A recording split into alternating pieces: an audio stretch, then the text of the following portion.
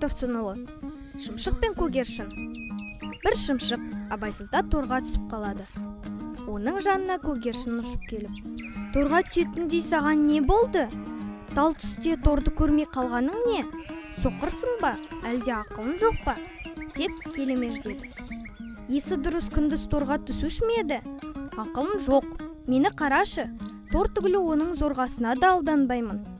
Бір наданның айласына түсіп қалып, күлкімді келтірдің. Не деген бос едің?" деді. Көгершін осылайша мақтанып отырғанда өзі торға түсіп қалады. Сонда шымшық: "Ақылың қайда кетті, данышпаным? Торға түспеспін деп сөз беріп ең. Біреуге күлсең, өз басына келер" деген осы депті.